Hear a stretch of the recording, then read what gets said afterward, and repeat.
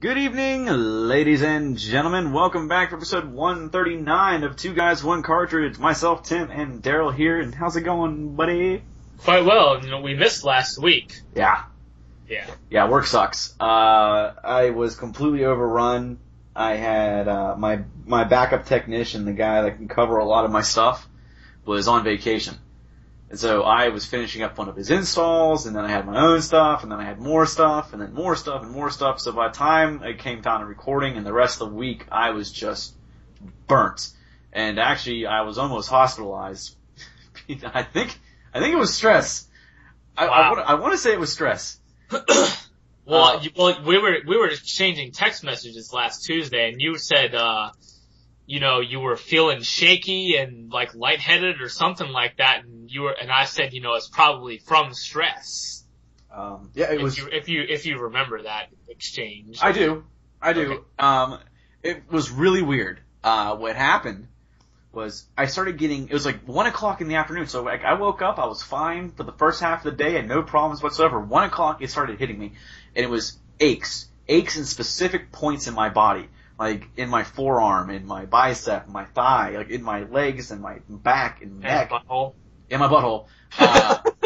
They were just, like, these specific points of it being sore, and then the achiness spread all over my body, and I was like, oh, I feel fucking miserable.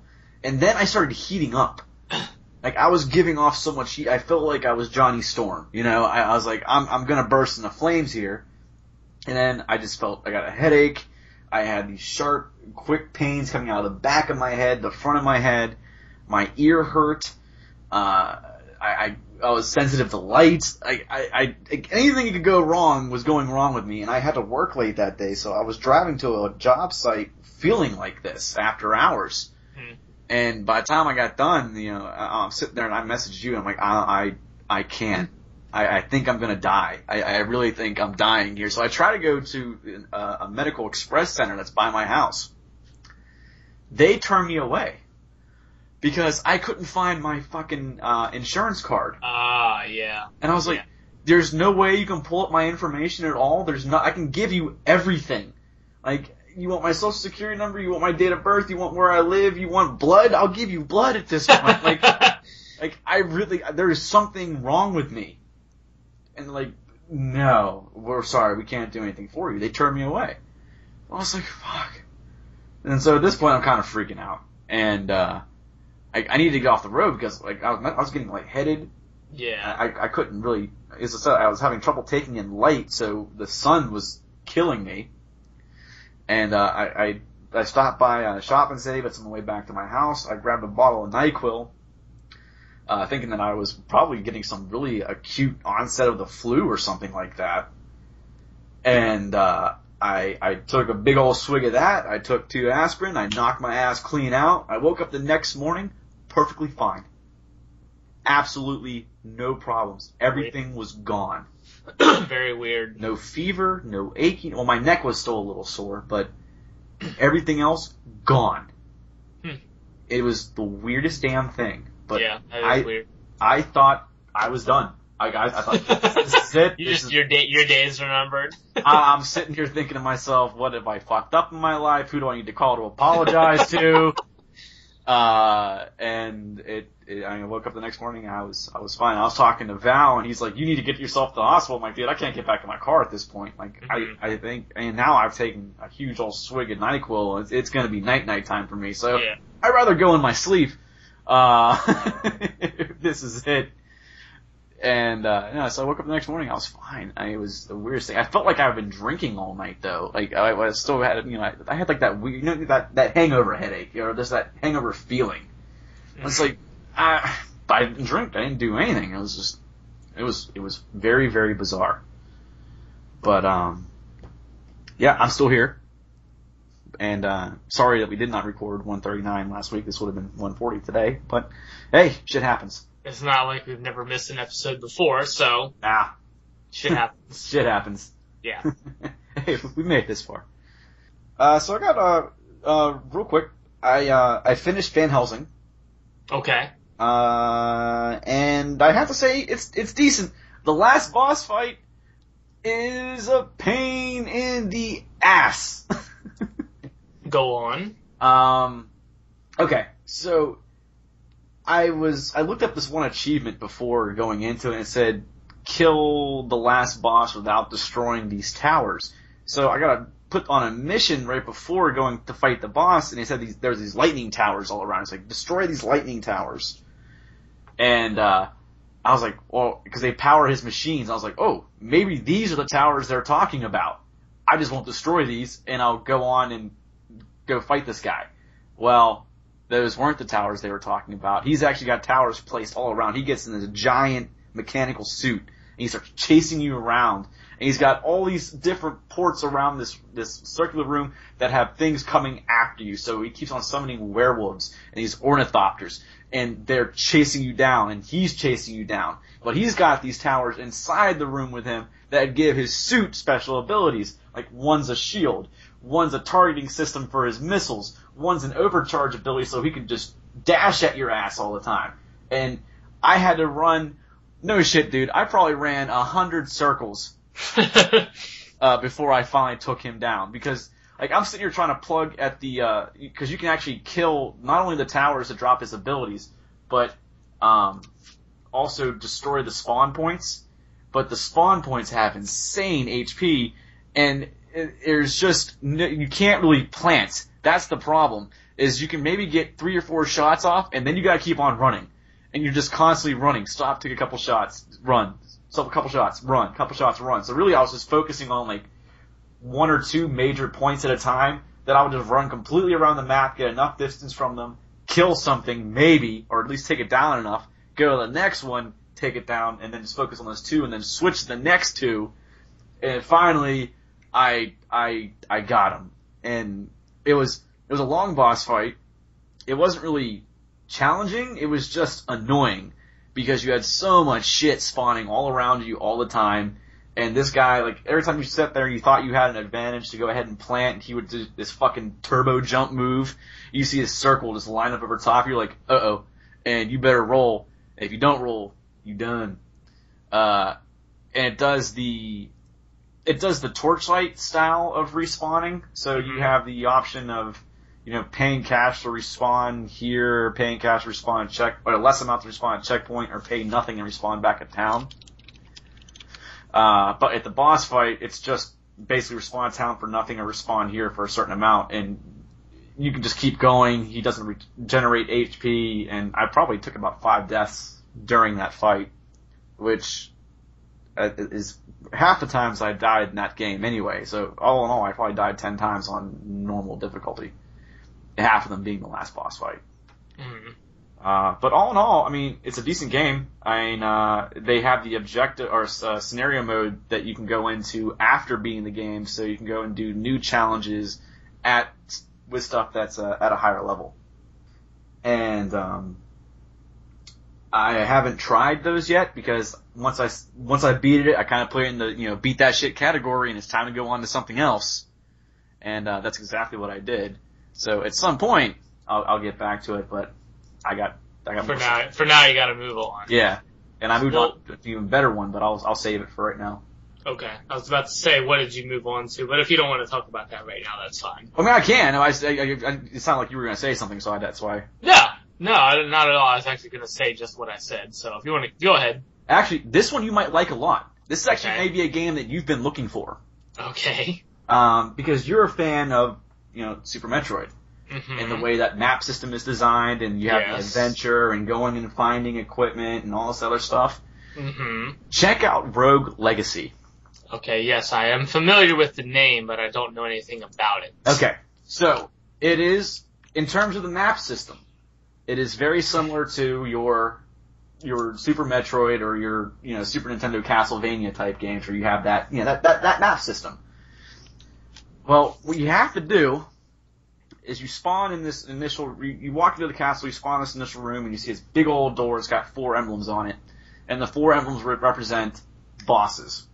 So you have to move your way around the castle, find these bosses, kill them, and then once you kill 4 of them, you can then go on to fight the final boss. That is the easiest way of putting that game. It is pretty damn difficult, actually, because there's a lot that to take in consideration. Every time you earn gold with every run through. When you're done and you die with your run through, you go back to your castle, which then you can spend the coins on upgrading your castle. So then you can put points in your hit points, you can put points in your damage, crit strike, crit chance. You can unlock new classes. So one of my favorite ones to get is the Hokage, which you get to unlock the Shinobi first. So you get the ninja character who deals double the amount of damage of your strength, but can't crit at all. But that's okay, because the actual output he's doing is good enough to get you through most of the castle once you put a couple points into it. When you die, the castle randomizes again. So you don't walk back into the castle with all the rooms unlocked that you unlock and going, okay, I know where this is, I'm just going to walk right back in here and do this again. Nope, you start at the very beginning again. And there's actually a way later on in the game, actually pretty early on in the game, that you can pay money to this guy who will lock the castle in place. So like if you made it to a boss room and you just want to go kill the boss, you fucked up, like I'll just go fight him again and I'll get him this time. Mm-hmm. You can lock the castle down and it unlocks the entire castle that you've discovered so far. All of the enemies respawn, but all the rooms are unlocked. But all the treasure chests are also despawned, so you can't get the same treasure chests again.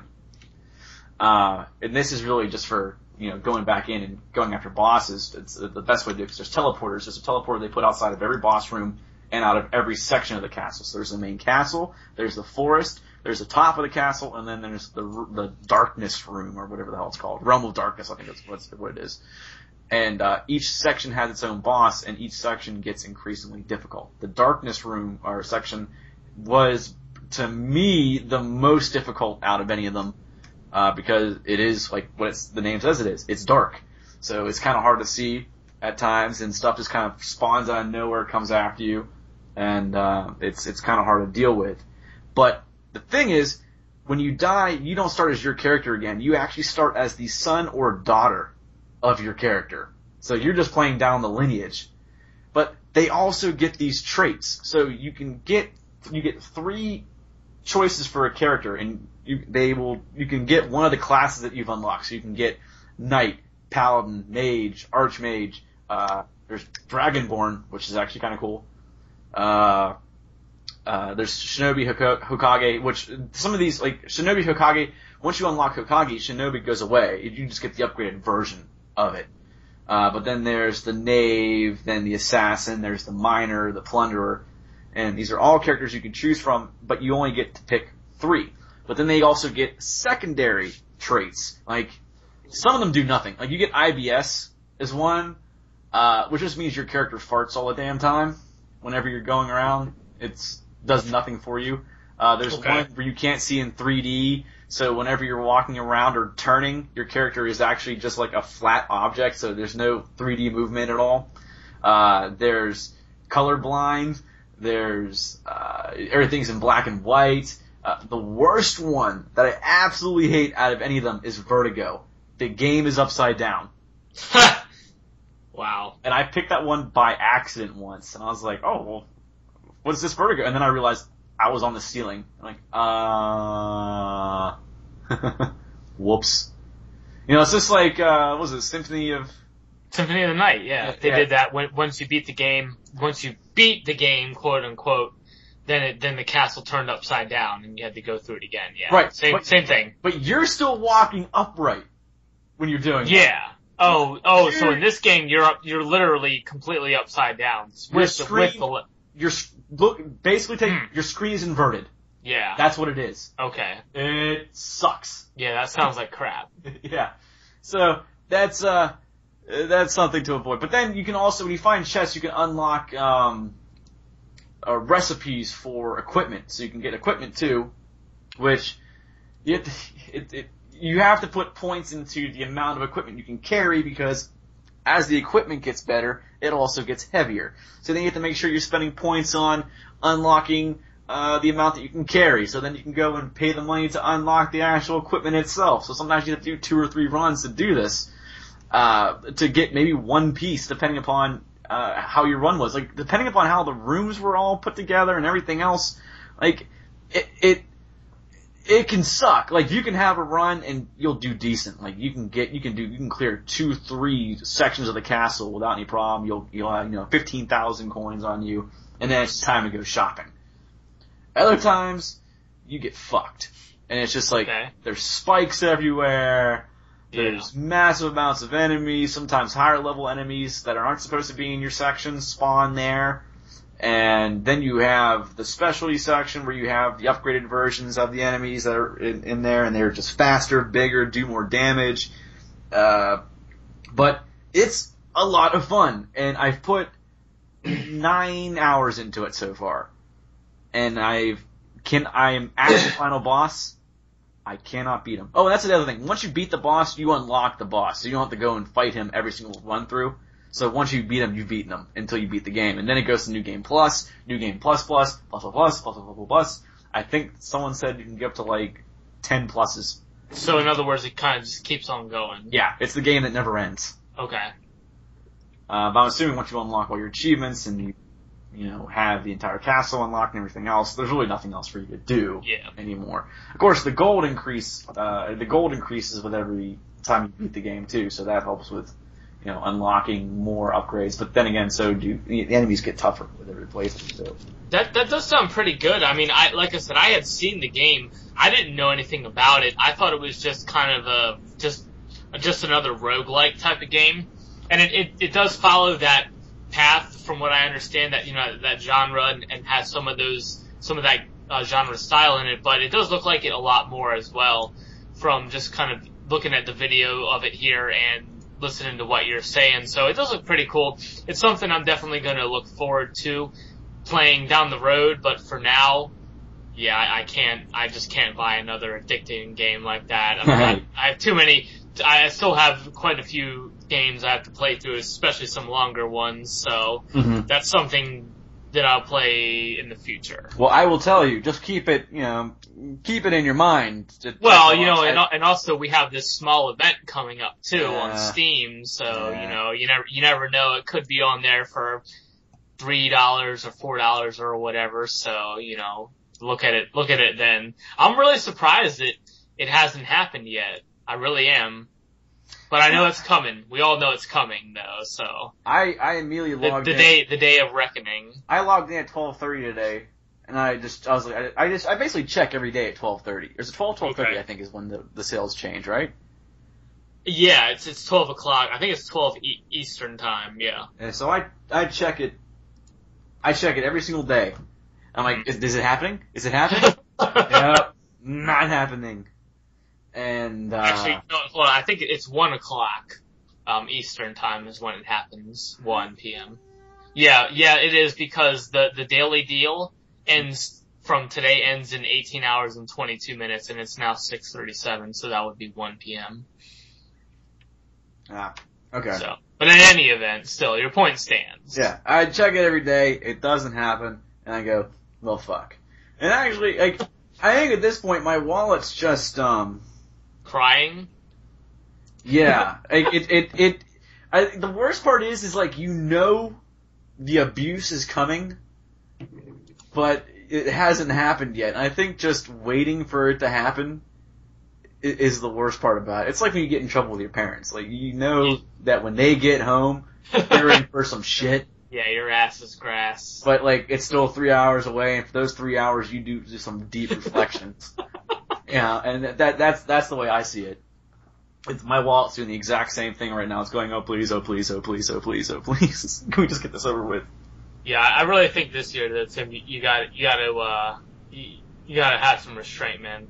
I don't think there's gonna be much on there that I'll want to buy this time around, in all honesty. You probably have everything that you want right now, but there'll be some game on the daily sale, and you'll be like, I heard about that game. $2, huh? Hey, no problem. Yeah. Another game I won't ever play. I saw some gameplay footage on Twitch over the weekend of that new Bit Trip Runner game. Uh-huh. It looks hideous. Really? It is not like the retro style. There was a game that it really reminded me of while I was watching it, and I can't remember what game it was now, but it did not look good. The Bit Trip games, they had their style to them. It was a very 8-bit old school style, whereas this game went for a little bit more of a modern 2D style. I didn't like it at all. Yeah, I saw the graphic update. I really didn't like it. Yeah, I saw the graphic update they put in the trailers, and I was like, oh, this looks different. I only watched a couple minutes of it because I was like, man, this game does not look good to me at all. But so what do you call the character? Is he just the runner? Like, what's his? The runner, yeah. It's just the runner. Just the runner. Yeah, it's the runner. Yeah. But, like, you have different characters in this one though too. I think you have like 4 or 5 different characters you can unlock or something like that. I don't know. No, I didn't pay it. I didn't plan on buying it since the Runner 1 was not my thing. After Runner 1 pissed me off so bad, I decided that I did not need to buy 2. But the guy that was playing it was really good. He was dominating those levels. They looked really hard, but he was really good at it. I'm sure he had spent a lot of time playing it. Well, I wanted to talk a little bit about Wildstar today. Shit. They released a new patch. Okay. For the closed beta test servers last week. It was last week, and they added a lot of features to it. So I wanted to go through these features and get some of your thoughts and see what you thought about them, Tim. Okay. So the first thing that they added, I'm going to go through them kind of by categories. So these are the social features they added. The first one is what's called a rivals list. Okay. So what the rivals list allows you to do is it's kind of like similar to your friends list, except it's for people that you kind of want to track down. Like, let's say you have a PvP nemesis, or let's suppose maybe somebody is participating in a world event and some asshole decides to come along and grief that person, hypothetically speaking, while they're merely participating in that world event. Oh wait, this sounds familiar. Not that I've ever been in that situation before. I think I've heard about this. Okay. But just hypothetically speaking, that guy would be a total asshole. If I were in that situation, I could add that asshole to my rivals list. As it was well within your right. Okay. But you can add to your rivals list players from either faction. So, like I said, if you have somebody from the opposite faction that you don't like and you want to be able to track them down, and if you're on a PvP server, that way you can go up and gank them. It does add them onto your mini map, or it gives you like a visual representation of it that somehow. So that's a pretty cool feature that they're adding. Well, kind of, I guess, just to drum up a little bit more PvP type of thing. Well, my question is though, so let's say I pissed you off. Mm-hmm. You set me as a rival. Grief me from a world event. Yeah, and I set you as a rival. So I'm out there, doing some resource collection or something, minding my own business. But now you can put me on your rival list, and now you can pinpoint exactly where I am. Well, I don't necessarily think I don't think it's all the time. I think it's kind of like if you come within my like visual range, then I can see you. Okay. So it's not just just like you're on my mini map all the time. It's not like I'm 3 zones over. So it's not like I'm on one continent and you're on the other, and I can still see where you are. It's really more of when we're in the same area. I see. Yeah. So, and like I said, it's really meant to be more for fun. It's not meant to be a tool used for ganking or griefing or anything like that. But I do think that that's something that they're adding that will add a little bit more flavor to the open world PvP. So, I mean, I like the sound of it. What do you think of that, Tim? I don't mind that. I don't mind. I mean, if I think about not games like that, but take, I hate to throw this in here as a comparison, but look at Call of Duty Online, where if you get killed multiple times by the same person within a certain amount of time, they become your rival, and then immediately they get lit up on your mini-map in the same respect. So now, this guy's been owning you all day, it's time for some payback. Now you know exactly where he is for a short period of time, that you can try to at least exact your revenge. So, nah, fuck it. I mean, I wasn't really into PvP originally. Like, when I first started playing WoW, I was not a PvPer. I really got big into it when I played the Old Republic. and I got into it in my later time in WoW. But, and now I play other games that are, I'm getting in more competitive nature. I used to hate competition, but I'm starting to actually grow into it. Yeah. I just want more. So yeah, I mean, if a game's going to open up a big PvP experience, then yeah, I mean, that excites me. Cool.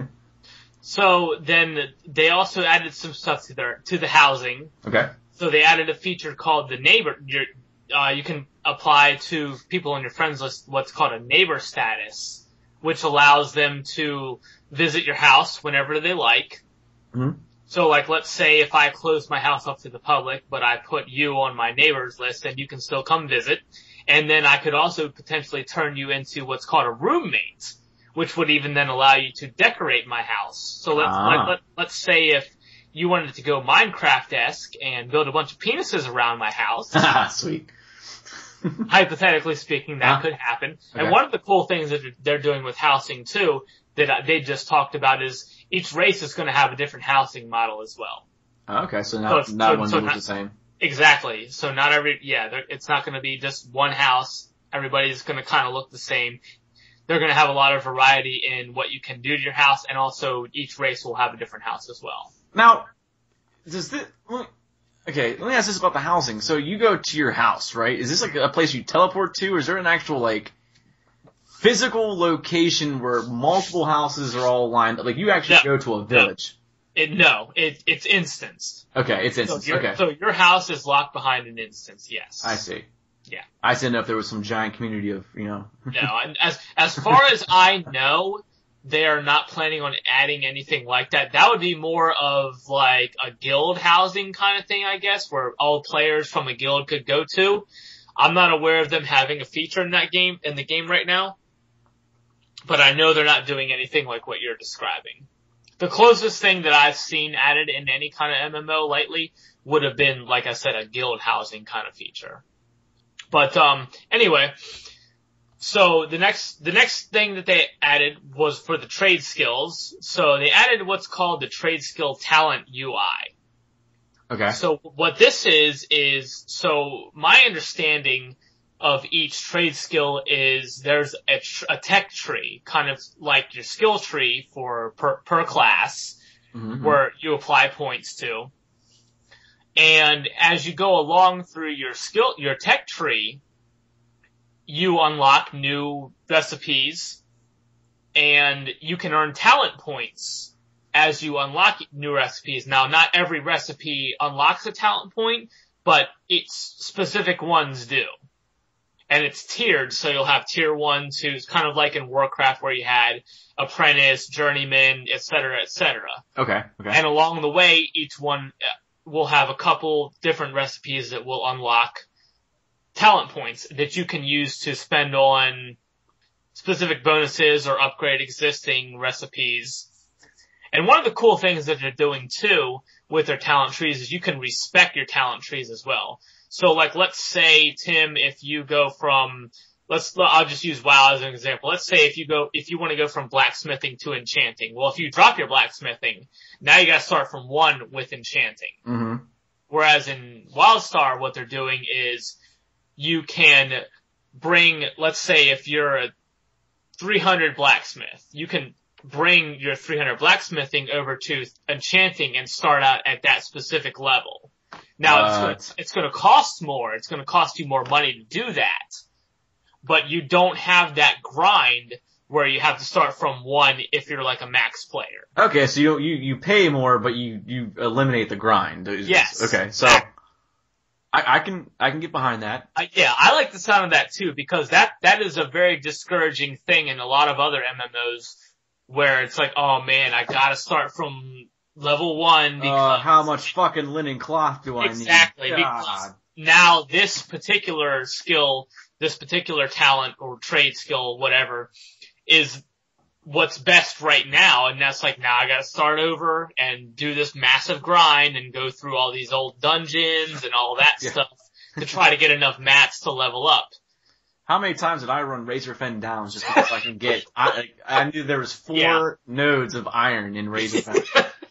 And I had that shit mapped out that I could just run in, grab the 4 nodes, and then leave because I couldn't find iron anywhere else. But then they instituted that fucking multiple instance issue that... Yeah, where you could only go into an instance so many times per hour. 4 times an hour. You can only run 4 instances in an hour. It doesn't have to be the same one, but I think just 4 instances an hour. It's a max of all instances, yeah. Yeah, so I had gotten my strategy down a little too well, and I was completing it before, my hour was up, and I was like, well, shit. Now what do I do? Yeah, I was sitting here with 16 nodes of iron. I still need a shit ton more, and I can't get it. But that's one of the things that they're adding to, like I said, alleviate that problem. So, I think it'll be interesting to see how they balance it, to see if, let's say if one profession ends up being really, really easy to level up, and then everybody just converts over to the hard profession. So I'd like to see how they're going to balance that. It sounds like a great idea because everybody hates that trade skill grind. It's the main reason why I never went over to a crafting skill in World of Warcraft was just because of that grind, but the idea of being able to take my skill from one to another, and I'm sure there'll be a cooldown. I mean, I'm sure you won't be able to be like, oh, I'm gonna go from blacksmithing to enchanting one day and then back to blacksmithing immediately. I'm sure there will be a cooldown, but it'll provide a little more incentive because you know that way, if something does pop up that is a little bit better for your class, you can switch over without that boring, needless, tedious grind. Now this is why whenever because I have multiple alts when I play MMOs, what I always do is I make sure that I grab different professions for every character, and I level them all up. Because usually when I'm playing as one character, I'm finding shit that I don't need, but it's useful for another profession, and I throw it over to that character. He makes that stuff. I play with that character to level him up. He finds stuff that the other person needs. He goes ahead and sends that stuff over. So it always worked out. It was just, I was playing multiple characters at the same time, because I couldn't make up my damn mind. But, I mean, it helped out with that grind a bit because I was always playing and always finding something. Absolutely.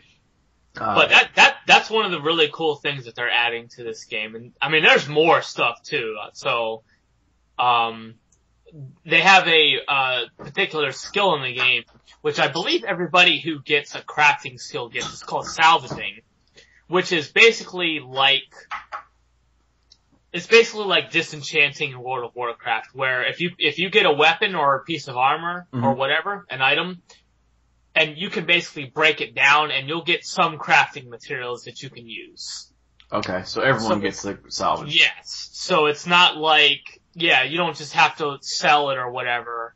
You get mats and it's useful towards whatever crafting profession you have. Yeah, I've seen that in a couple of games now. Yeah, so I like the sound of that too, because now it only works, I think, on items that are white level and up.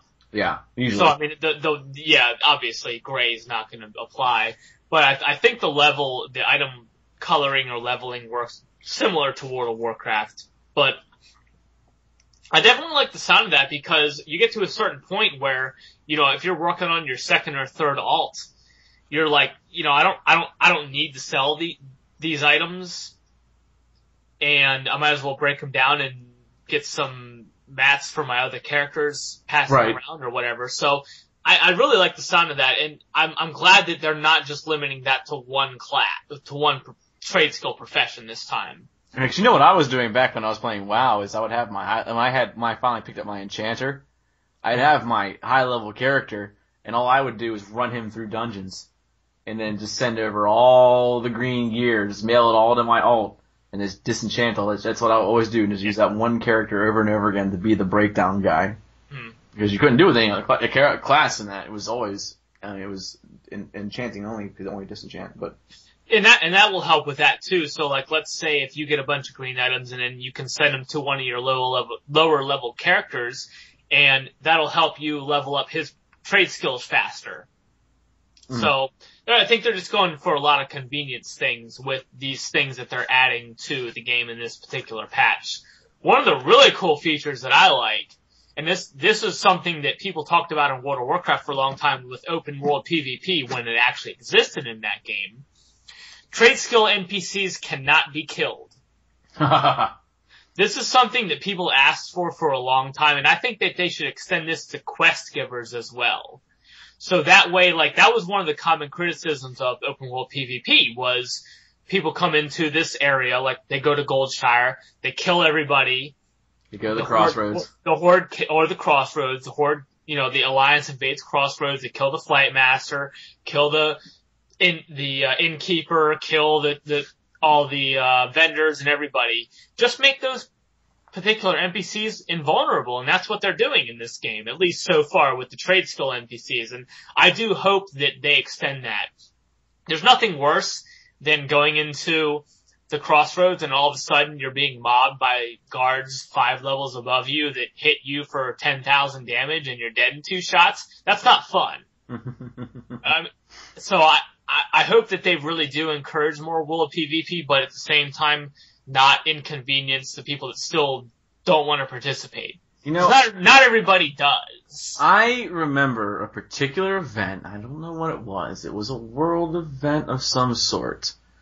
And I just remember I was leveling one of my lower characters and I was trying to just mind my own business and quest. And somebody came through my town, and of my own faction, too, and killed the Flight Master. And perhaps turned him into a zombie, maybe? Well, yeah, something like that. I think that's probably what it was. And I was sitting there just, my Hearthstone was on cooldown. Yeah. And I was just stuck, waiting for my Flight Master to show back up again. And at that point, I was overwhelmed with such fury and such anger that I swore to myself this would never happen again.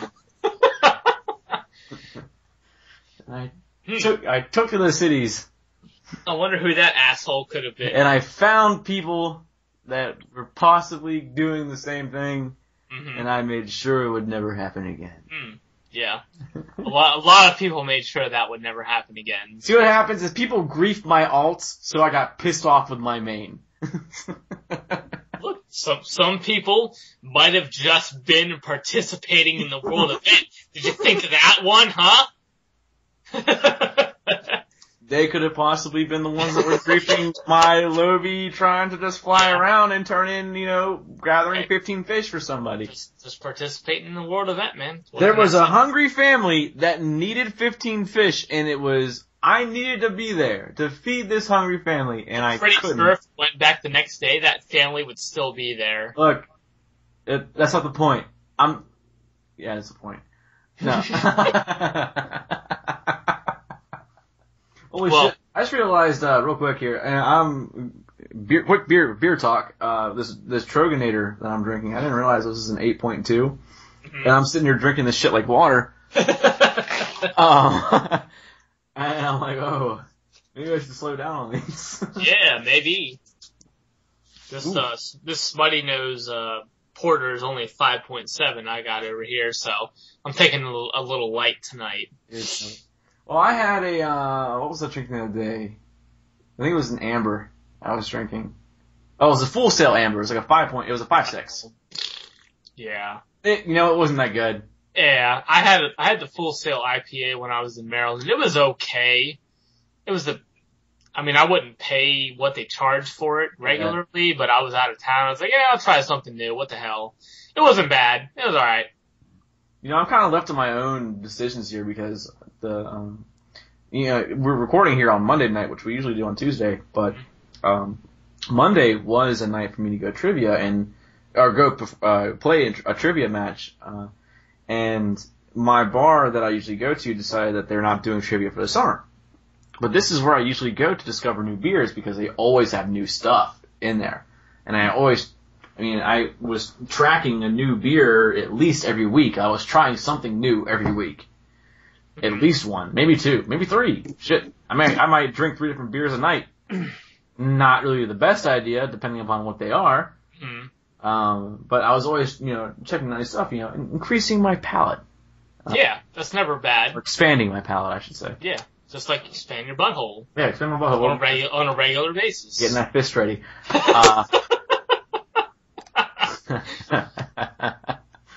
No, at some point, in 362 more times that you make some gay reference back to me, I'm gonna get really mad. I'm sorry, carry on. I have to bring up a classic that most of us have played, and it's that time of year, so of course the events have started. The summer event for Killing Floor has started again. They did something different this year. So instead of that Circus of Pain or whatever it was before, the same event we've been seeing for the last 2-3 years, they actually introduced a new map called the Pier of Pain, which is basically a boardwalk with a carnival setting. And they have the standard carnival mobs back again. But they introduced an objective mode also for the map. So you have Steamland, which is a new map. I saw that. Yeah, I saw they had a new mode. Yeah, the objective mode is actually kind of interesting. It's different. So, wave 1, or section 1 is just defeat a wave of enemies. Section 2 is, use your welders to fuse the breaker boxes and then get to a certain power level.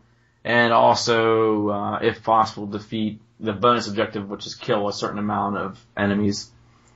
And then the third is an escort mission.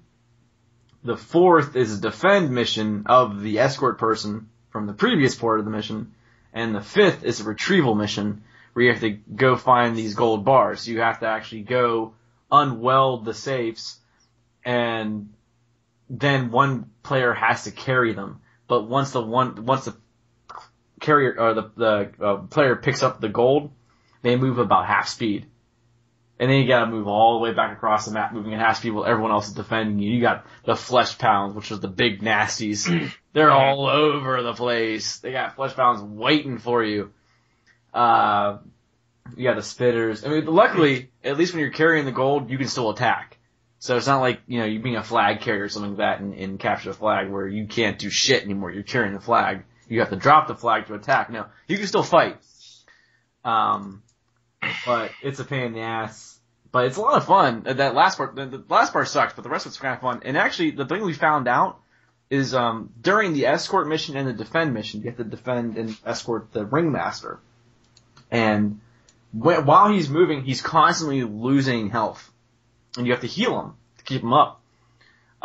If you're working on leveling your medic perk, it actually counts. Okay. So I found that out accidentally because we were playing a game. Actually, it was myself, Josh, and Val, and he was playing a medic and he was healing he kept on healing the ringmaster. He's like, it's not leveling my perk. It's not leveling my perk. Like, that sucks. That's stupid. Why would you? That's dumb. Why can't we get credit for this? And then I went ahead and I started playing a mission solo, and I kept healing the ringmaster. And I got level 4 on my medic. And I went, no shit, this does count. What the fuck was he talking about? So now, like, I'm set on playing, this objective mode until the end of July to get my medic perk up to level 5 because I've been on an achievement push with killing with Josh, because Josh has been beating me in achievements for a while now. But, in the last weekend, I've been playing Killing Floor all weekend. I earned 31 achievements over the weekend. And, we found out too, like, remember all the map achievements that you had to actually beat, the requirement was it had to be a long game, always. Like, it had to be, normal long, hard long, insane, hell on earth. But they always had to be a long game, so 10 waves. The newer maps, we thought this was a phrasing issue, but we tested just to make sure. They no longer need to be long games. Okay. So you can play hard short, you get the credit for the achievement. So, me, being the person I am, I decided to try and play a map on Hell on Earth, which is the hardest difficulty possible. Hell on Earth. In a short game, I can make it to the Patriarch, which, for anyone that doesn't know, Killing Floor... That's the boss. It's the boss. Yeah. It's wave combat. It's wave survival combat. It's better with friends. but it gets increasingly difficult with friends. But it's definitely a lot of fun. I recommend it. It's like $3 right now, or $4 on Steam. Actually, if you want to purchase it, I think it's $4. It's free to play until the 11th.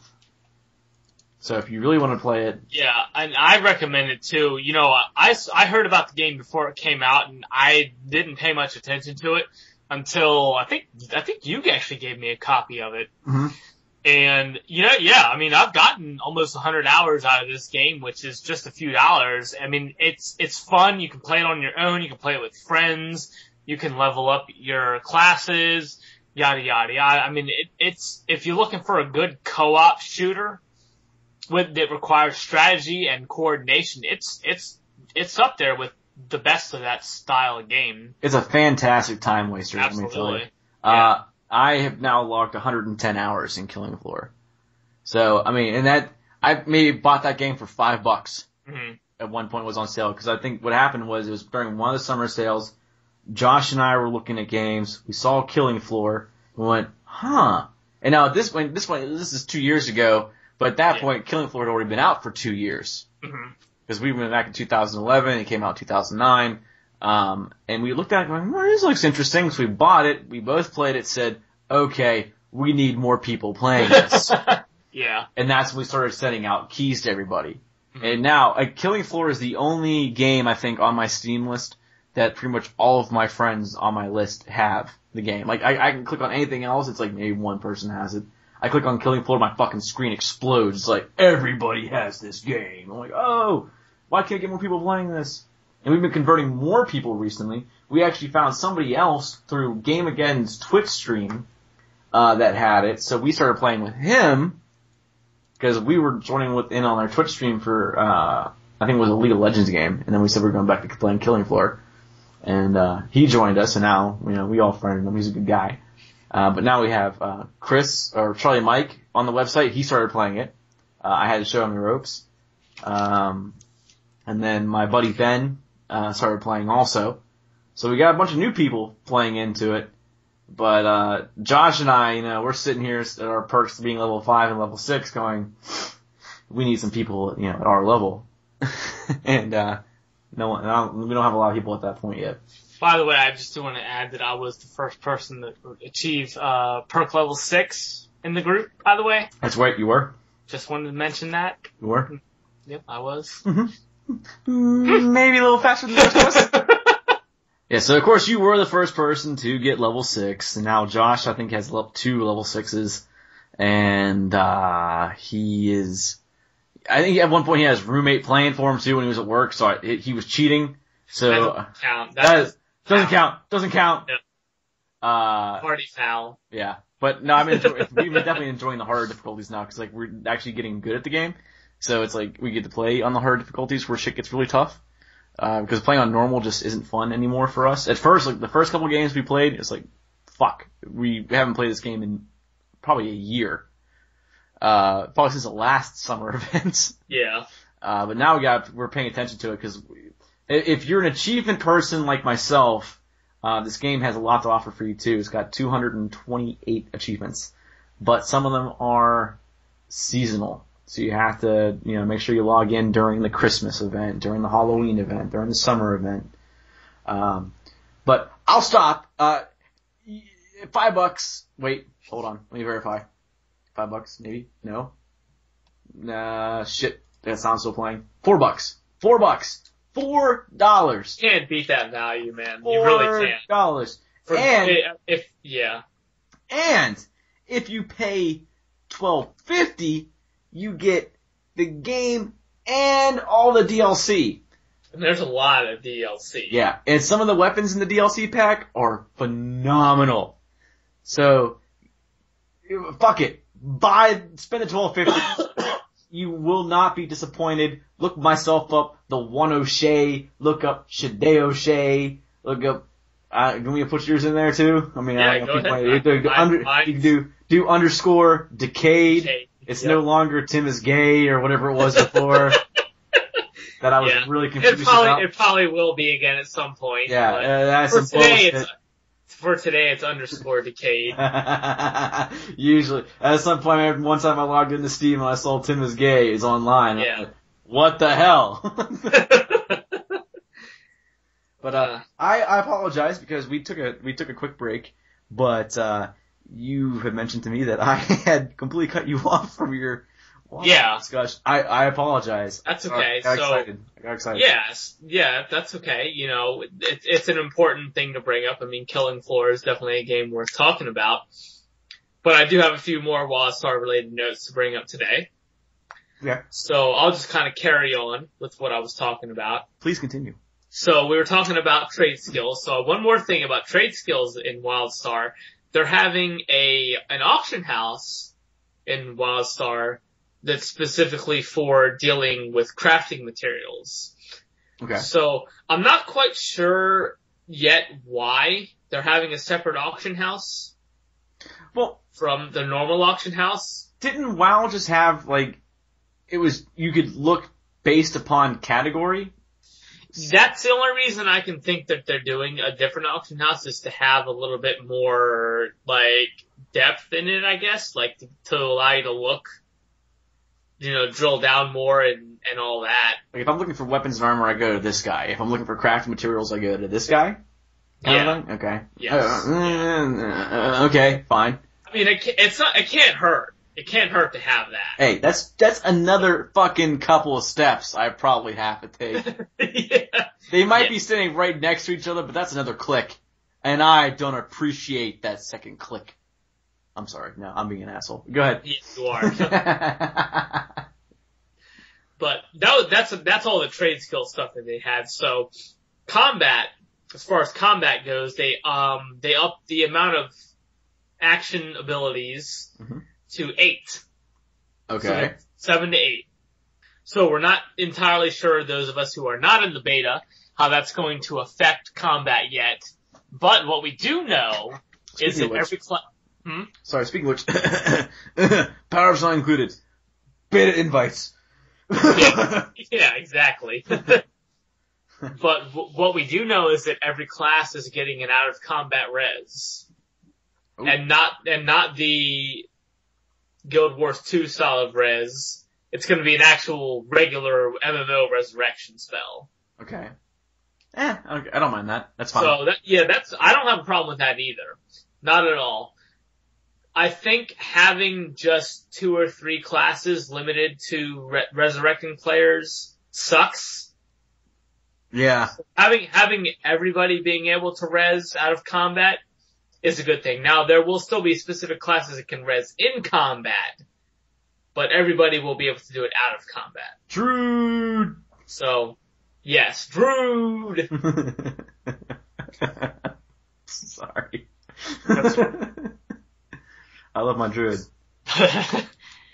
So, last couple things here, about the dungeons and that sort of thing. So they added in a feature where let's say if I'm carrying Tim like usual around in the and we're partied up, and I decide to join a dungeon group by myself, independently, then it will still keep the group outside of the instance as well. So I'll be able to talk to you and my instance group separately. Now, I'm not really sure what the point of this feature is. Because if I'm online with you and other people, we're probably going to be instanced together. I'm a little confused as to why they added this. So let's say you join in a group with me, but you join in an instance with somebody else. Instance through yes. So you basically now have 2 separate chat channels. You have the instance chat channel and the group chat channel. Yes. In theory. /P talks to your party, /I talks to the instance. Okay. So, I mean, on the surface, it just doesn't sound like a bad idea, but it just sounds like something like, why do we need this feature in the game? I can't think of a reason why. I mean, it seems like it's not really necessary, because, if you were in a group with me, and you, like you said, you're running me because I'm bad, and I need the help of somebody who's And that bigger goes without saying. and better than me. Yeah. Bitch, I am so sick of this fucking conversation with you. Like, but I'll play along here just for the sake of the example. Like, I just don't, like, you could do a quick whisper to me and say, or like right there, you just go ahead and say, hey, I'm joining the instance, so peace out, bitch, because I need fat loots, and I'm not getting fat loots with you, kind of thing. Yeah. You're on your own. You're holding me back. Yeah. I mean, so, I mean, like, to me, I'm like, oh, okay, I mean, I guess, yeah, I understand. That's fine. I mean, cool, no problem. Which actually isn't bad, because I think, like, looking at double group queuing, well, I guess it's not really double group. So you're in a group, you're doing something, but you can still queue group for something else. And then when you leave the instance, you're in the group that you were in before. Yeah, but you still keep the group. Yeah, I don't quite get the purpose of this feature, and maybe I'm just misunderstanding something, because people seem to be excited about it, but I don't really understand why they added it. But like I said, it's not a bad thing, but it's just like they probably could have put their attention better towards something else. Well, maybe you're having a conversation with a group of people. So, you know, let's say you're out questing with some friends. You know, you got a couple people together, you know, and you're just questing out there, you're in a group together, and then you get queued up for an instance. You're like, hey, I gotta go. So you go and join the instance, but like, you're carrying on a decent conversation maybe, so you still have the ability to participate in said conversation, but really, though, if you're in an instance and you're fucking rocking and rolling ready to go, you really don't want to be in that conversation anyway, because you want to be focusing on... Yeah, that, and by the time you get out of the instance, the conversation's over. Yeah. But I don't want to dwell on that one particular feature too long. That's fine. So they have one thing that they added too is the ability to, let's say if, you know, Tim dies X amount of times in the instance, cause he keeps running ahead of me and pulling aggro, like, and I also can't tank it. I can't fucking druid tank to save my life. Like he did in Black Fathom Deeps the first time I ran him through. Yep, that happened. Totally That did definitely happen. I can't deny it. He thought he was the shit. I thought it was awesome. I'm sorry. But let's say if he has to run back to town or whatever, there's in the looking for group option, looking for group menu rather, there's an option that says teleport to instance, so you can automatically teleport back to your group in the instance. Okay. So that's pretty cool. I like the sound of that, so you don't have to get like a Warlock portal or whatever. You don't have to have people wait outside the instance to summon you or whatever. So I like that. Let me ask this though. Is it a teleport to the beginning of the instance, or is it teleport to where your group is if you go back? They didn't say.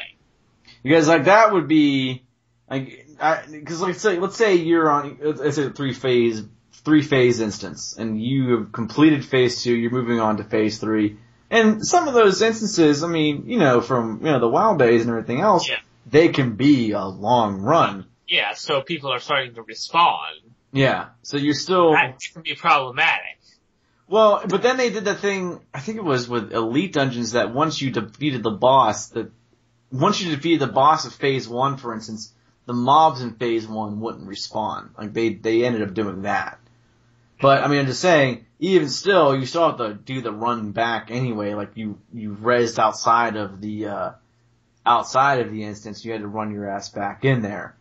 Yeah. So, I'm just wondering, is it gonna be a teleport to group, or is it teleport to instance entrance? Fuck. I'm not entirely sure about that. Okay. But just the fact that they have the feature in there, to me, I like the sound of that. So. It's a good feature. I mean, definitely like that, yeah. But the second to last thing I wanted to talk about is they have what's called interrupt armor. What interrupt armor? Okay, so what this is, let's say it helps protect against crowd control. Mm-hmm. So every boss, every player, every creature has interrupt armor in the game. And crowd control spells have a certain level of power associated with them. So let's say you have a boss that has an interrupt armor level of 8. And Tim casts Sheep on this boss, and your Sheep spell has an interrupt armor level of 5. Okay. Well, your Sheep spell isn't higher than that boss's interrupt armor level, so your Sheep spell won't affect that boss, but it'll deduct that boss's interrupt armor level by 5. So his armor level will go down to 3. Okay. So after that, if you cast it again, then the crowd control will affect that boss, player, whatever. Now, okay, so let me ask this then. Mm-hmm. Is there a timer associated with this? So let's say you have 2 CC people in your group. Mm-hmm. Now again, you use the sheeping ability. So let's say there's there's a rogue with sap or something like that, for instance, that they can, and so if rogue tries to sap and it fails because, like you said, they're 5, he's 8. Yeah. Now it drops him down to 3.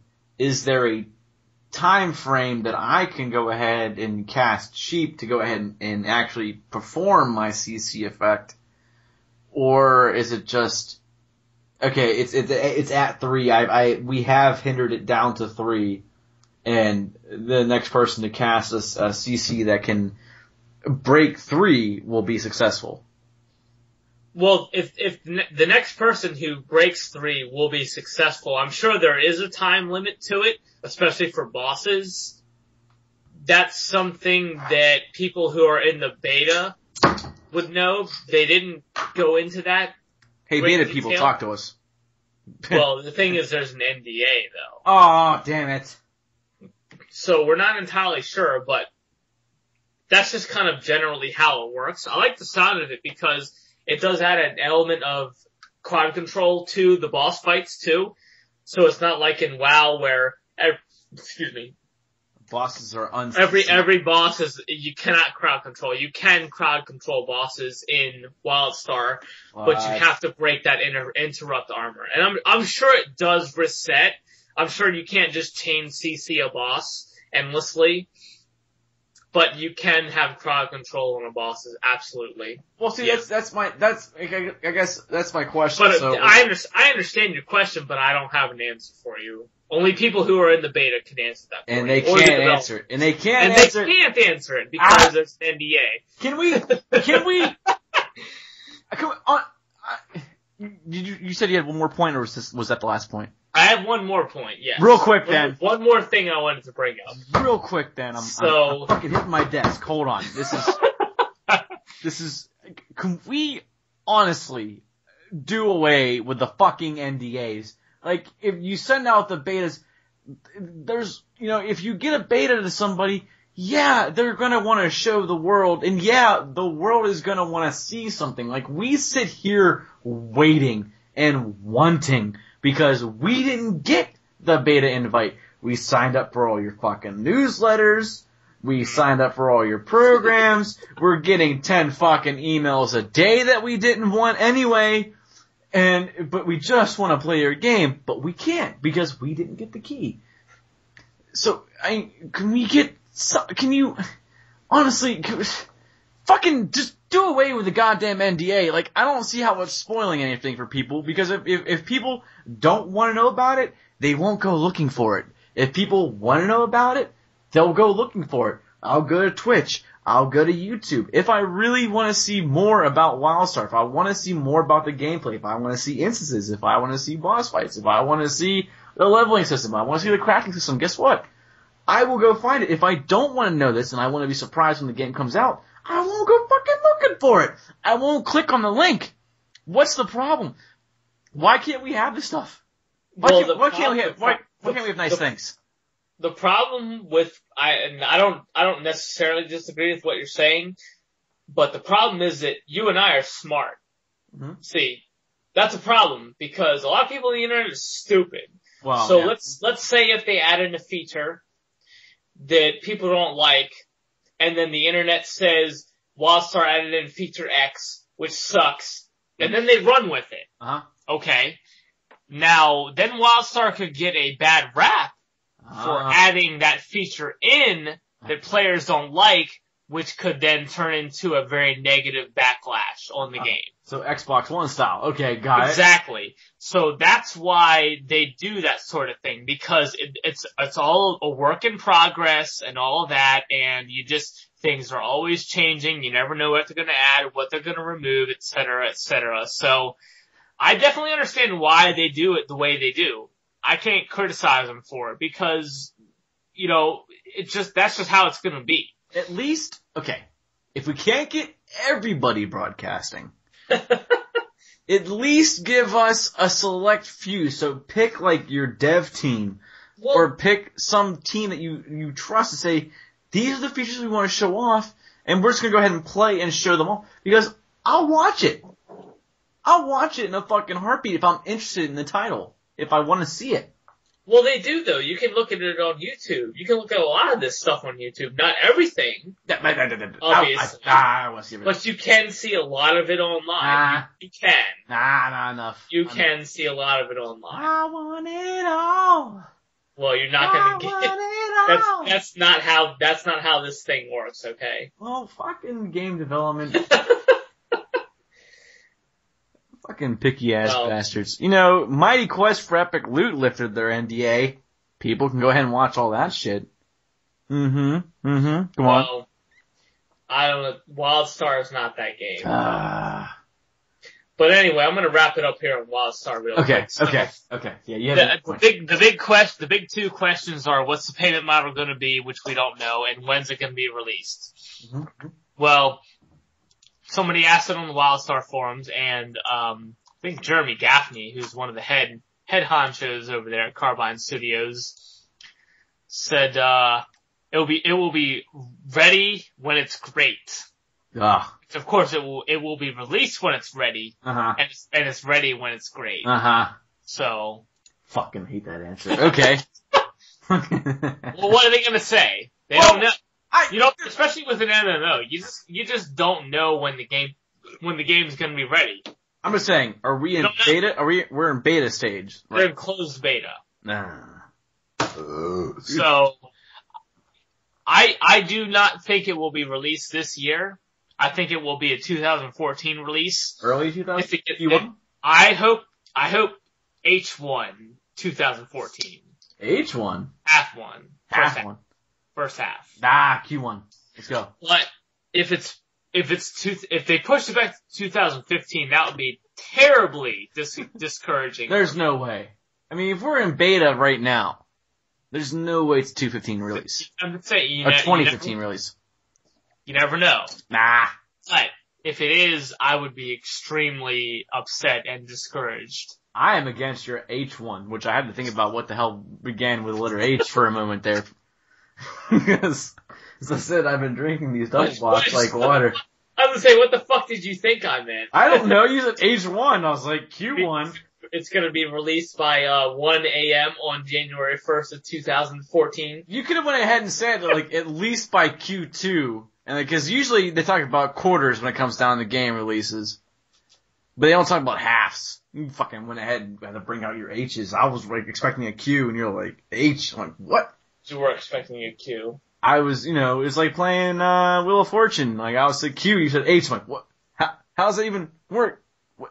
No, that's a horrible idea reference. I'm sorry. I don't even know how that joke makes sense.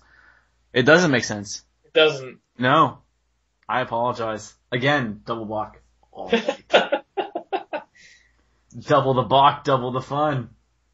Well, that was all the Wildstar stuff I had to talk about tonight. They haven't really talked about anything else major over the last week or so. So they release new info every Wednesday.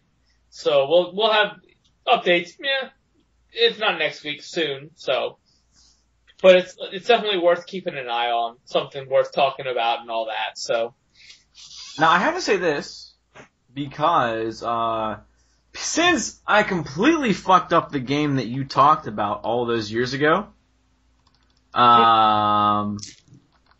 do you? I'm sorry. I remember a while back you actually got offended with me about me pointing this out.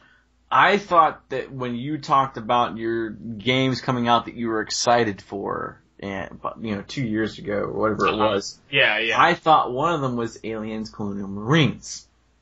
Because when Aliens came out, I was like, well, Driz possibly supported this back in the early development phases. I did not support that game right. at all. I fessed up to my mistake that I was probably drunk. So. Probably. Definitely. Was that, yeah. And, but the game that you were talking about. Interstellar Marines. Yeah. Which now has early access available on Steam. Mm-hmm. So if you want to get into the we're still developing it phase, and get in there and play the game that you had talked about, for $15 it can be yours for right now. And then once the game is actually released, you have, full access to it and everything else. But if you want to go ahead, if you absolutely need to play right now in the development phase, you can go ahead and play if you want to. I particularly, since Steam started doing this early access thing, I have been avoiding every title that has been an early access title because I don't want to play in that alpha stage. I want to play in that beta stage of just crashing all the time with these games. I'm like MMOs, I want into the beta, but for these smaller games like Interstellar Marines and everything else, I don't want that access. I want me neither. I don't want to be in the beta just because you don't know what you're gonna get. I mean, with an MMO, you at least have kind of an indication of where you're going as far as gameplay and all that, but with a first-person shooter, I'm not gonna commit to a first-person shooter like that. Even with a game that I have some interest in, like Interstellar Marines, I want to see a community reaction to it. Is it worth playing? All that before I put money down for it, especially for a game that's been in development for as long as Interstellar Marines has. I mean, that has been in development. I mean, you brought it up when the website started. Over 2 years ago now, Yeah, it's when the website started that you had posted that article. So, it's just, I don't know, those things are really sketchy, and there's just better ways you can spend your money. Like Rogue Legacy. Yeah, exactly. Or Killing Floor. Which, you might as well wait. I mean, at this point, I would say pick up Rogue Legacy, but I would really just go ahead and say wait. Because, I mean, the Steam Summer Sale, it's coming. It's almost here. Your wallets are probably screaming for people that are, normal visitors of Steam. It'll probably be coming out this weekend. You think? It's coming weekend. I think so. That's what it was last year. When did you come visit me? It would have been this weekend last year. Was it? Yeah. Yeah. Okay. So by this point then we should possibly be singing. Yeah. But, so I mean definitely check it out. I mean, I have lots of recommendations for games to wait for and to possibly pick up. And some of them are shorter, some of them are more in depth. But, a lot of indie, games and everything else. And I don't know if maybe we want to, if we don't see the Steam Summer Sale coming up this week, and it possibly doesn't get pushed back to next week, I don't know if we want to just kind of talk about, what to look for kind of thing, because I definitely have a list of stuff. Actually, you know what? I can name off a couple. Fuck it. I can name a couple right now. Get Faster Than Light, FTL. Get Evoland. Get Killing Floor, which you can get right now for $4. $12.50 for all DLC. All DLC. It's weapon packs, the character packs don't mean shit, but the weapon packs, fuck yes. The steampunk weapon pack that just came out, that shit is fantastic, son. Get yourself some Dungeon Defenders. Get yourself some, DLC Quest, which I think was on sale a couple times already. Get some Fez, which has been out for a while. If you don't have Fez already, I'll tell you. Get yourself some Monaco. And before you do anything else, make sure you get Rage, because Rage, I know it's been out for a couple years already, but wait for that shit to go on sale again, because Rage is one hell of a game. Totally being sarcastic right now. Rage sucks my balls. Yeah, I was gonna say, like, do we even have to have that conversation? Yeah, we don't, but I'm not even gonna be involved in that crap. So. But pick up Rogue Legacy, if that's the other one that goes on sale. We'll go ahead and we'll go past my bad joke there, but Rage sucks. I would endorse Borderlands 2 before Rage. Hey, Borderlands 2 got, you know what? The thing about Borderlands 2 is Borderlands 2 has been, very consistent with releasing DLC. And for people that were Season Pass members, which I picked up the Season Pass for Borderlands 2, you definitely get a bunch of adventures, and it increases, the amount of gameplay that you get out of it. So. Did we really talk about Borderlands 2 a lot? I don't think we did. We didn't, because I knew you weren't a huge fan of Borderlands. Yeah, we should talk about that next week. Just a little post-mortem there. Because I'm going to go ahead and say it, at this point in Borderlands 2, I have 90 hours logged. Okay. So I have put my time in. I was gonna say, you're the authority on that game, so, let's talk about that next week. And sell us on Borderlands 2, and especially if you're like you and I were, where we were opening ports on our routers, trying to get Super Borderlands 1 to work. Or some of us were still living with their parents, and their parents wouldn't give us access to the fucking router to open ports up. Yeah. What are you doing that for? Because I want to play video games. Like you? Yeah. Well, yeah. I was saying, my dad, he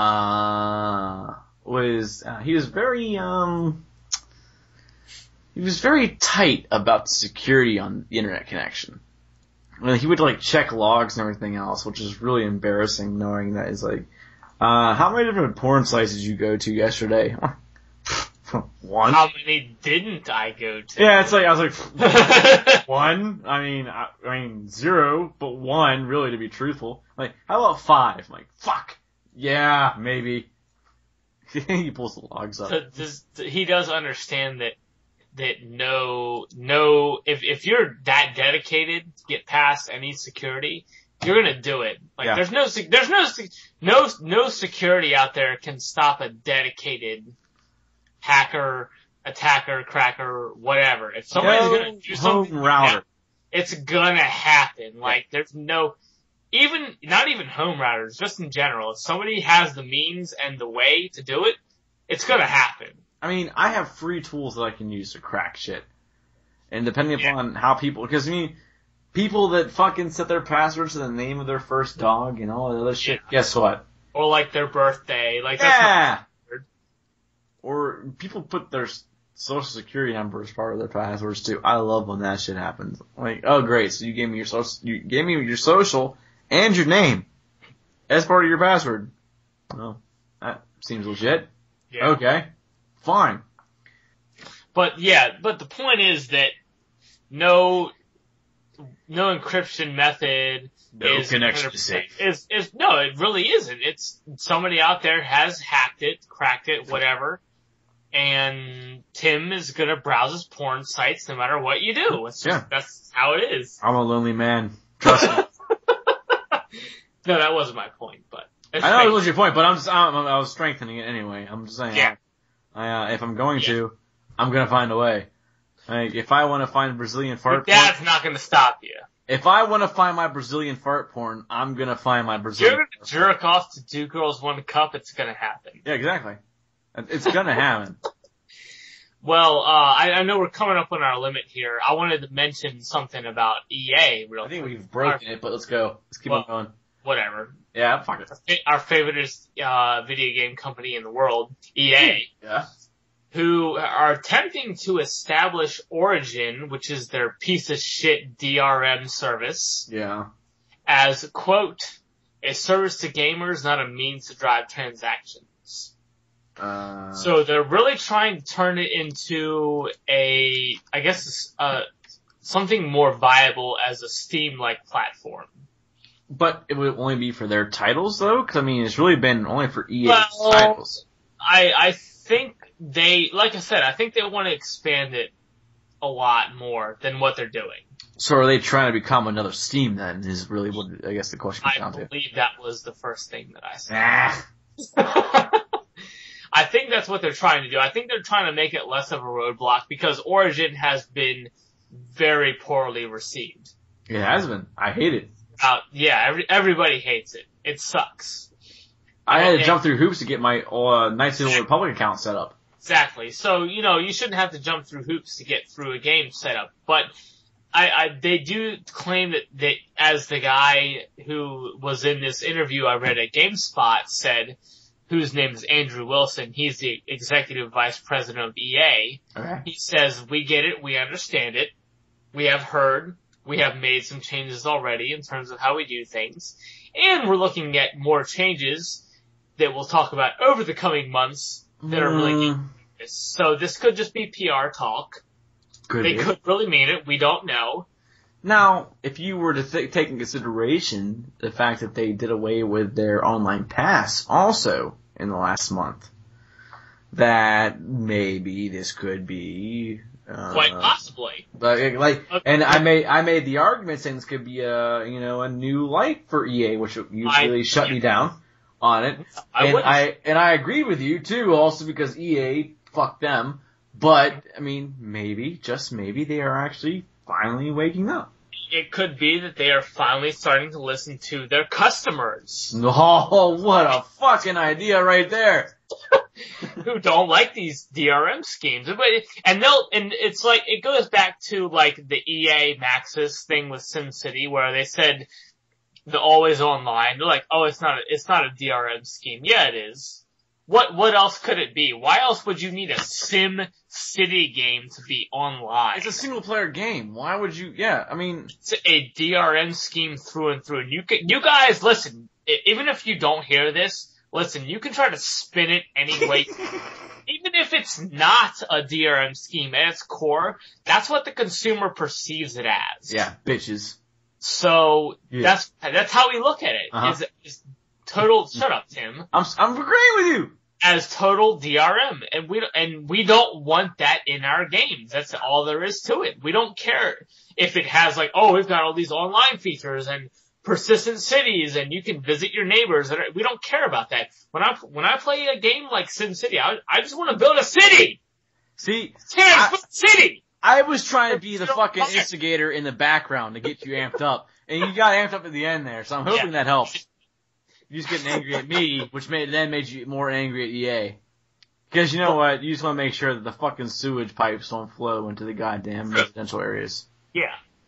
But I can appreciate them trying to be more consumer friendly, but they've got to do a better job in general. And there's a very good example from recently where they have to do a better job. So, as everyone knows, EA released a game called Spore.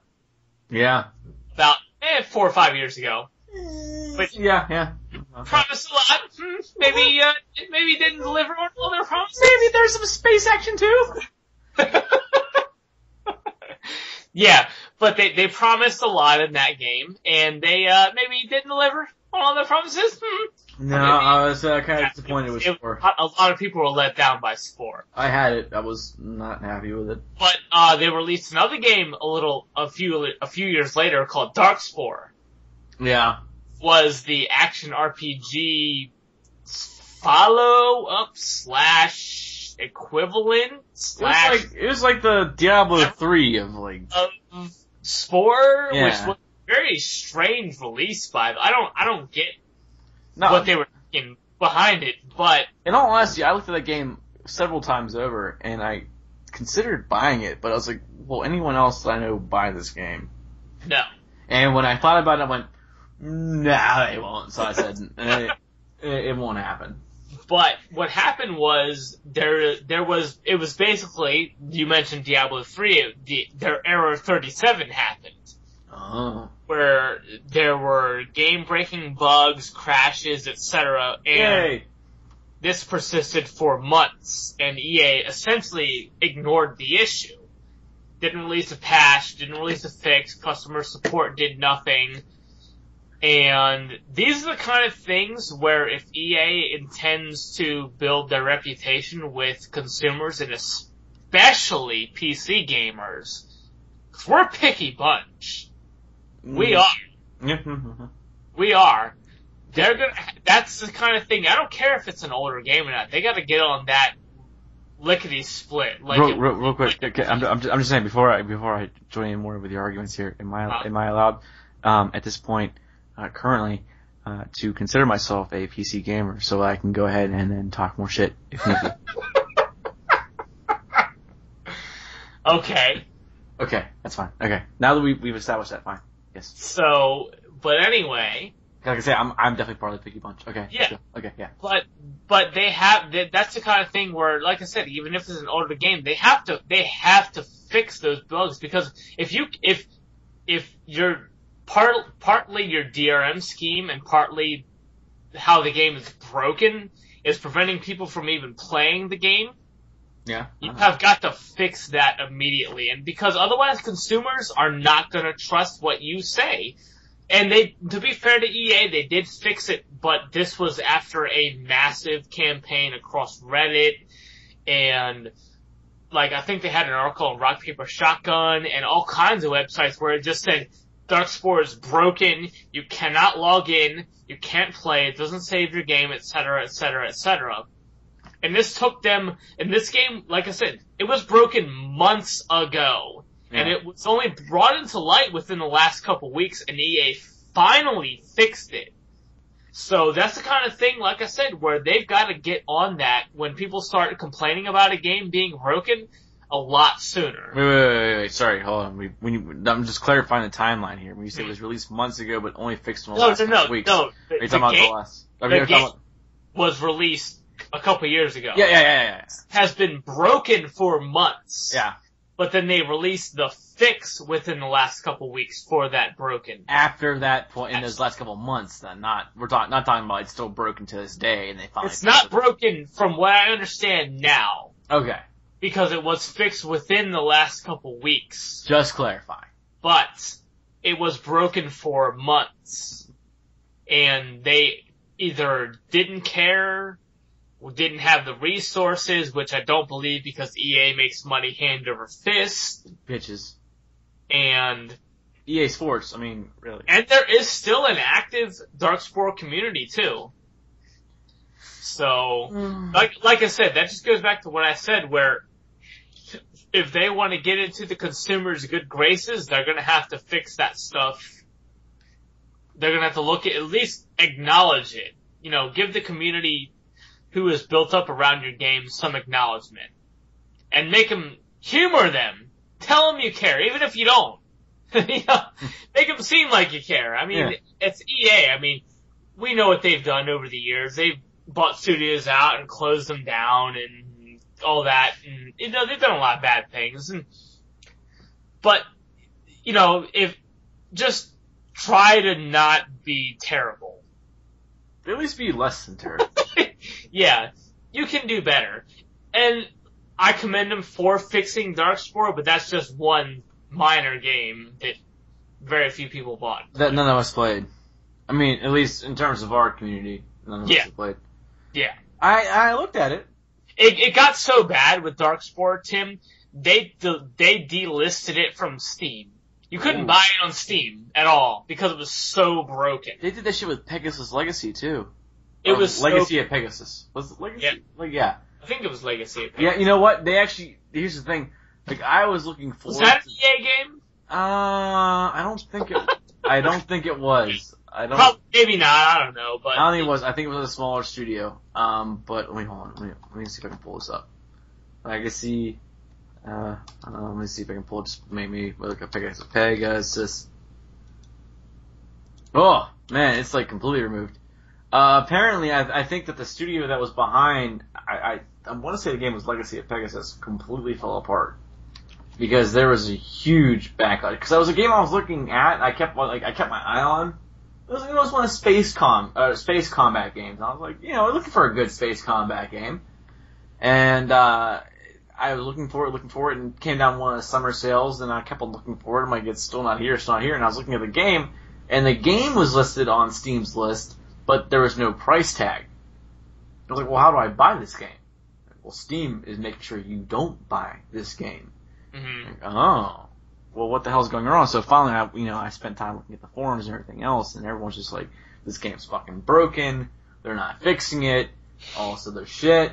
Like, well, that sucks. Like, maybe the studio fell apart. I don't know. I mean, I haven't paid attention to it in months, but after, talking about the development things and everything else, I decided to, for whatever reason, pull up Legacy. I want to say it's called Legacy of Pegasus. It is, yeah. Yeah, I looked it up, and I looked up the score on Metacritic, and it has 3 positive reviews, 3 mixed reviews, and 56 negative reviews. It's that user credit. It has a 36 Metascore and a 1.6 user score, so clearly something is wrong with this game. And It was developed by a company called Calypso, which I've actually... that's what it was. The name of the game is vaguely familiar, but I'm not into the 4X kind of games, so, like the 4X space simulators. Mm-hmm. And I kind of am, so that's why I was kind of looking into it, but then I was like, when I saw the really shit reviews and the fact that I couldn't buy it and everything else. Mm-hmm. Sorry, go ahead. No, go ahead. Okay, real quick, totally different subject, but I need to bitch because I'm pissed off. Okay. Real quick. You got your chance about your fucking building your goddamn cities and shit in fucking Sim City.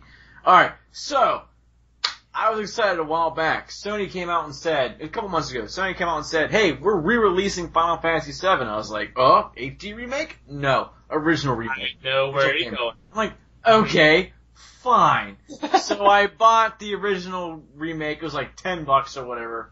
I'll play Final Fantasy VII again. Whoa, hold on. You bought the original remake? Oh, sorry. Whatever. Double block. Lots of them. Okay?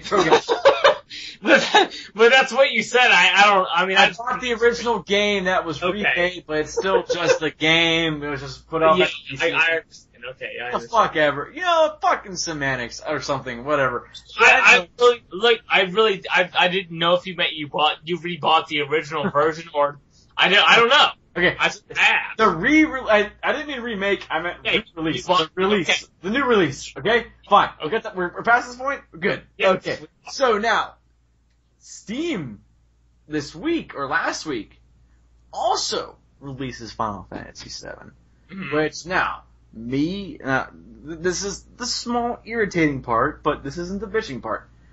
The small irritating part is now Steam has the achievements. Now, I use a service like Raptor to track all of my achievements across all of my platforms. Raptor does not track my fucking Sony account for an individual game like Final Fantasy VII. However, it does pull up my Steam achievements. So now, I can't track my achievements for that game. But, this is what really got me. If I'm reading the description for Final Fantasy VII, and I don't remember if this was in there for the Sony release, but it is in here for the Steam release, and I didn't, if I would have taken some more time, I actually would have gone back to the Sony website and gone and checked it out. But, double block. Again, it's like hindering me.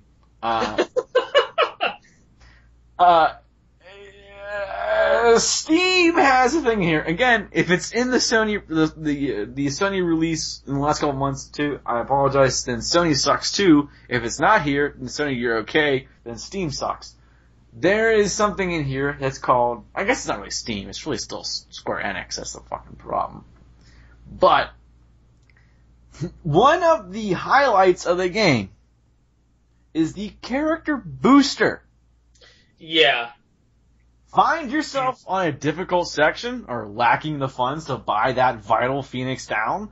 With the character booster, you can increase your HP, MP, and guild levels to their maximum, all with the fucking simple click of a button, leaving you to enjoy your adventure.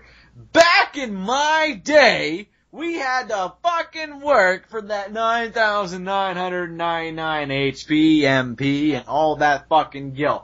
You give the people the ability to press a fucking button, and they can go ahead and just be on their merry little way. Do you remember how, I remember how hard it was to fight the secret weapon bosses in that game and to make sure you weren't wearing the right materia and wearing the little materia, but wearing the right ones to make sure you got the fight and everything else. No. People just go ahead and fucking boost their goddamn stats right away. Like, oh, you having a problem? Boost your stats. Fuck you. If anyone uses this, go fuck yourself. Don't play this goddamn game. You play it the way it was supposed to be meant. Grinding for fucking hours.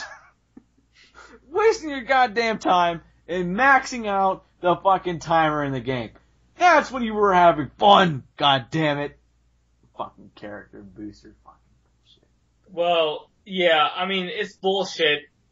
I don't understand why they added an built-in cheat feature to the game. Fuck it. I don't get that. You know, I'm glad they put it out on PC, the re-release and all that, but anybody who really wants to experience the game, don't cheat. Don't do it. No, don't do it. Play it the way it was supposed to be made. Play it for 99 hours. Yeah. You got nothing better to do. Just do it. If you're gonna play Final Fantasy VII, if you made the conscious decision to sit down and play Final Fantasy VII, you know what you're getting into. Yeah, because chances are you played it before. Chances are, like, or you just know what it is. I mean, it's a long ass game. Yeah, it's been a long ass game. It just has been. You know, you gotta race those chocobos. You gotta fucking breed those chocobos. Yeah. You gotta get that gold chocobo to find the Knights of the Round, which you can't find without any other means. So if you want to do that, you gotta put some work in. So you fucking do the goddamn work. Yeah. I mean, if you're gonna cheat, you know, you got shit like Game Genie or Game Shark and shit like that. You know, you can go ahead and have on PC, but you don't have on PC. But I mean, you can download people's save. I mean, back in, you know, the older days, you can go ahead and just download people's save files and everything. I'm assuming you can still do that. I don't participate in such acts. But yeah. You could download people's save files, and then, you know, just kind of like, oh, well, this person left off here. I guess I can go ahead and check it out. Oh, they have 9,999 hit points on all characters, and they have like 4 Knights of the Round materia. How's that even possible? I don't know, but they have it. Okay.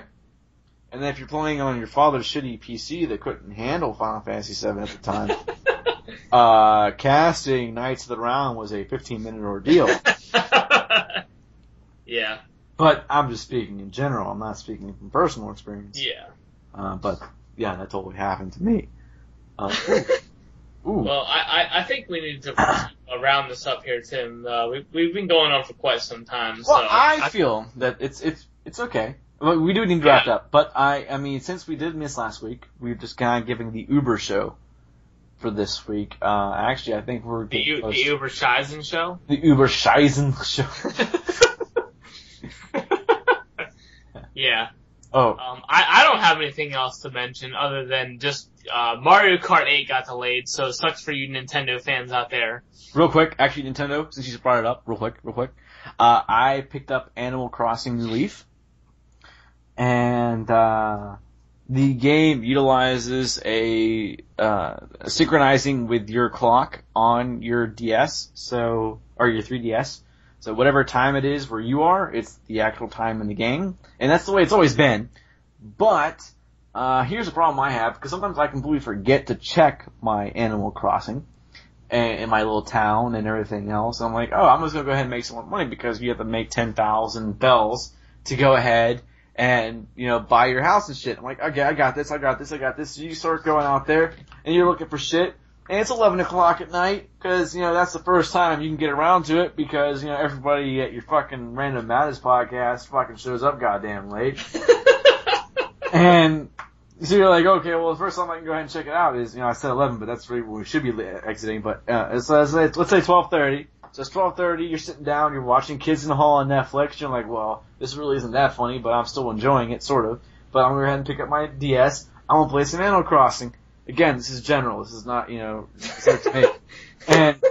And you're sitting there playing your Animal Crossing, you're like, okay, I found some shells, I found some cherries, I found some bugs, let's sell this shit, let's make some money, let's get ready to go see that motherfucker, Mr. Nook, and sell this shit so I can buy my house. Oh, shops are only open until 10 p.m. That's all right, Tim. I think we really gotta end it here. Yeah, I know. This is getting way too angsty. So I know. For my liking. So yeah, this has been episode 139. Are we at 140? No, we're on 139. Yeah. Yeah, 139. Yeah. So yeah, we gotta call it a wrap here because we're going off the deep end here. So we'll do a little overdrive. We're going overdrive mode? We might. I don't know. We'll see. I'll see. I'm more concerned about you than I am about myself. So I'm still sober as a bird. Yeah, that's bullshit. I know. Anyway, let's call it there though. Well, ladies and gentlemen, this has been, in fact, episode 139 of Two Guys, One Cartridge. Myself, Tim, and Daryl here, once again wishing you a fantastic day, a fantastic week, and we'll see you here whenever we decide to record again next week. That's right. Later. Later.